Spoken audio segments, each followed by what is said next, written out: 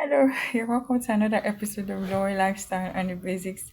My name is Temitope Olarinka. For those who are just joining us, I'm a civics educator and a lawyer. I like to tell people about their rights and obligations by law.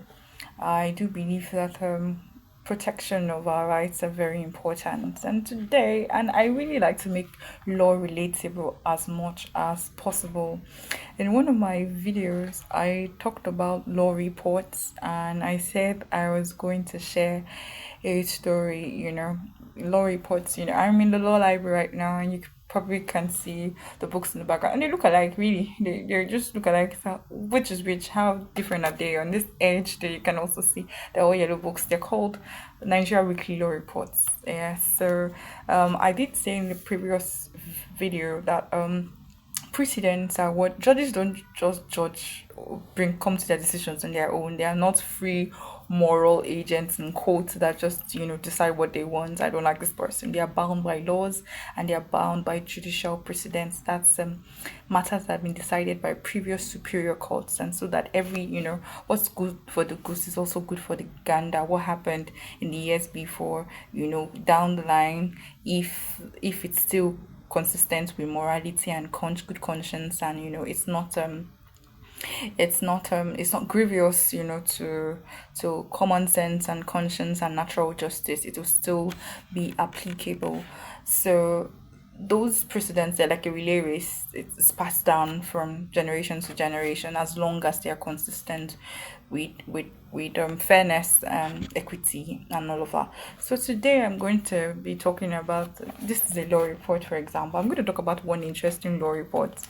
This is a story. When I said, I was like, I was going to give myself a break on these videos, but I just really got the urge to talk about today's topic. So this is a Nigerian law report. It's um shout out to the Fawemi family. Gani Fawemi is someone I hold there and I respect so much. And then he was such an industrious lawyer. Not only was he a human rights advocate, you know, he also was a publisher. So this Nigerian law report, for example, is one of the most popular law reports in Nigeria. I'm not canvassing or advertising for them, but it says what it is. You can ask the average lawyer. So Nigerian weekly law reports, you have the year, you have the part, because there are many stories, really. In quotes, there are many facts, there are many decided cases and judgments. So they're in parts. So I really don't have to bore you with that. I just want it to be relatable. So I'm going to talk about today's funny law report that I came across. It's not a Nigerian law, but because we're a British colony, or yes, we're from a British colony, although we've gained our independence, we practice the adversarial system of law, which is practiced in Britain, and then we rely on some of our laws are received laws from them, and very much like them. So one of them is the law quarterly returns. The case of Everett and Williams is on my system, so I'm reading it. Where two highway robbers, they stole, actually, and there was disagreement. There's this saying that even among thieves there's honor. So even a thief, a dishonest person, wants someone who will be honest and loyal to them. So there was an argument between these two thieves, highway robbers, on the business dealing, which they called a business dealing in quotes. And one of them, cheated the other, didn't account properly for it, and he sued his counterpart, his co-robber, to court. And now, under the guise that they had a business dealing and that he was cheated, you can imagine he had the audacity. And you know what the court decided? The court decided that the lawyer who brought the matter to court was going to pay the fine. There's something called abuse of court process. In fact, for me, it's not even just abuse of court process. Now, it should have been contempt of the court, like contempt. In the face of the courts, like, why would you're thieves and you want the court to split the loot between you guys, lawfully? In law, there's this thing that you cannot build legality on illegality. Like, if the foundation is illegal, you cannot place something legal. It doesn't matter how much legal what you're building is as long as the foundation is wrong, it's wrong. So guess what? Not only did the lawyers pay the lawyer pay the fine, because really I know that there's confidentiality between clients and lawyers, but in all of that confidentiality, there has to be legality, and there has to be truth and honesty, and never considering contravention of the law. As lawyers, we're first temple. I'm going to post this video. My mind is thinking that because I started, I'm going to post this video because I don't want to do another one again. So because as lawyers, we're called ministers in the temple of justice. So our first allegiance is to the law, is to the constitution, is to fairness, is to equity, is to good conscience, and all of that. It's not to just to some client that we just see and just go to spoil my entire 5 years and in law school and 5 years. Sorry, 1 year in law school. Why am I stuttering? And 5 years in the university. So really, jokes apart. So today I haven't talked about Everett and Williams, the cases in the Law Quarterly Report, 1893.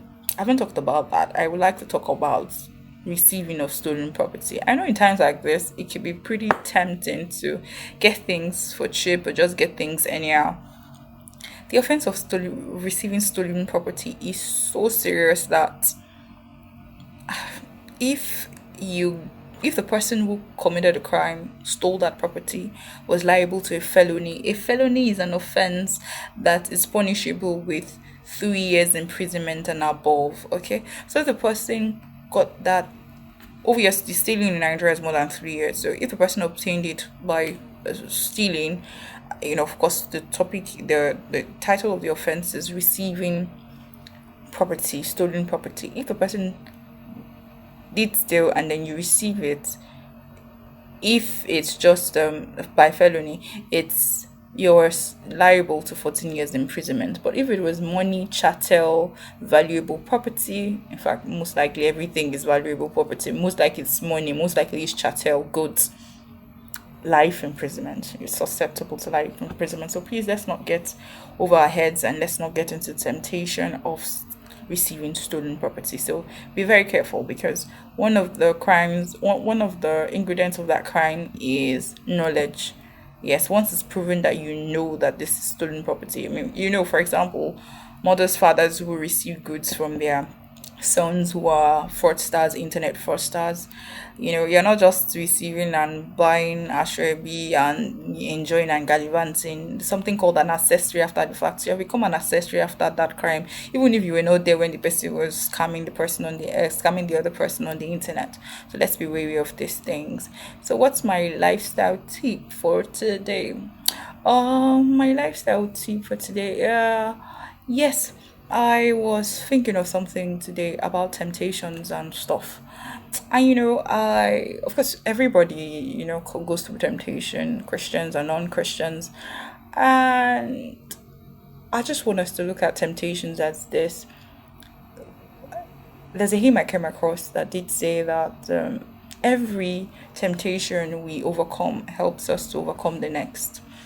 Okay, God is not so scared, especially when you're a child, of allowing you go through the process of temptation. Is actually, I guess our attitude should be bring it on, like let me get tempted, so that I can pass this, so I can do away with this lust in my heart. It could be lust of the flesh, it could be lust of the eyes, and it could be pride of life. And for me, pride of life, I'm learning that it's actually a culmination of the lust of the flesh and of the lust of the eyes. Because the pride of life is what happened to Eve. She wanted to be like God. She saw, okay, and at the end of the day she desired, and that culminated into her eating the fruits and then wanting to be like God. So I believe personally that pride of life is a combination. I used to think a lot, oh, loss of the flesh was just about fornication, loss of the eyes is just about covetousness. Now it's envisioning a thing like a man in the Bible. He wanted to be, the king, whether or not she liked it. It was, thank God for Mordecai and Esther. he wanted to become the king. So lost pride of life at the end of the day really is a combination. So some of us might say, "Oh, I'm not into fornication. I'm not into adultery." But if you're proud and you're arrogant or you're desirous of vainglory, that's so you're bagging all the awards of the love of this world. That you're bagging lust of the flesh, you're bagging lust of the eyes, and then you're having pride of life. So back to what I was saying about temptation. God spoke to me about it and said that it's like if you have in financial integrity and there are external auditors that come to audit your firm, you're good to go. You have nothing to be scared of.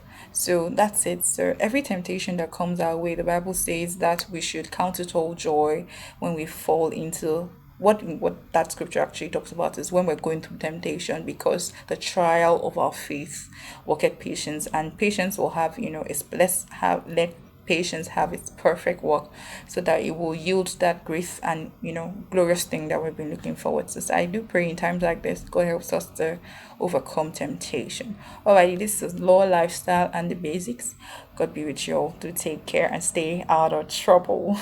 Don't wait till you do something funny and start to look for a lawyer all over. Lawyers are needed, but let's be for transactions. We want to see you bring in contracts and all of that. We want to see you having six figures transactions and buying lands. We don't want you to get into trouble. Go higher and don't go low. Do take care. Bye.